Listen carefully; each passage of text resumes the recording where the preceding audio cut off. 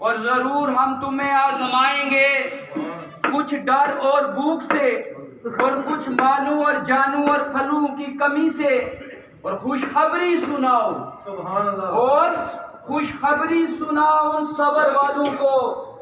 وَلَنَبْلُوَنَّكُمْ، اور ہم تمہیں ضرور آزمائیں گے۔ آزمائش سے فرما بردار اور نافرمان کے حال کا ظاہر کرنا مراد ہے۔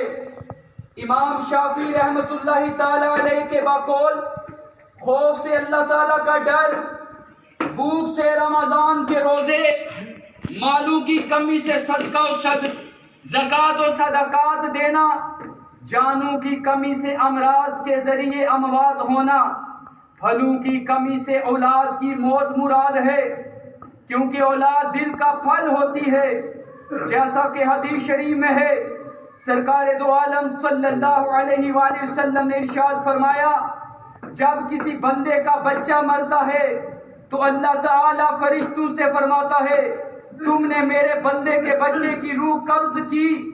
وہ عرض کرتے ہیں ہاں یا رب عز و جل۔ پھر فرماتا ہے، تم نے اس کے دل کا پھل لے لیا؟ وہ عرض کرتے ہیں ہاں یا رب عز و جل۔ اللہ تعالیٰ فرماتا ہے، اس پر میرے بندے نے کیا کہا؟ فرشتے عرض کرتے ہیں، اس نے تیری حمد کی اور انا للہ و انا الیہ راجعون پڑھا۔ اللہ تعالیٰ فرماتا ہے، اس کے لیے جنت میں مکان بناؤ اور اس کا نام بیت الحمد رکھو۔ اب دیکھیں، ہمارے سامنے ایک بچی کا جنازہ ہے۔ اب یہ صدمہ فیملی کے لیے، خاندان کے لیے بہت بڑا ہے، اس پہ کوئی شک نہیں، دو رائے نہیں۔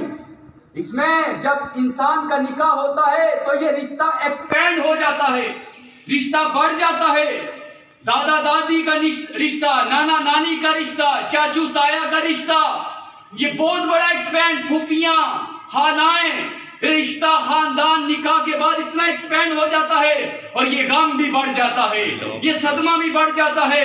آئیے میں بخاری کی حدیث سناتا ہوں۔ حضرت ابو ہریرہ رضی اللہ تعالیٰ عنہ روایت کرتے ہیں کہ رسول کریم صلی اللہ علیہ وسلم نے فرمایا، حدیث کا خلاصہ ہے، اللہ تعالیٰ جس سے بلائی کا ارادہ فرماتا ہے، کیا اللہ تعالیٰ جس سے بلائی کا، بہتری کا ارادہ فرماتا ہے، اللہ تعالیٰ اس کو دنیا میں تکالیف میں مبتلا فرما دیتا ہے۔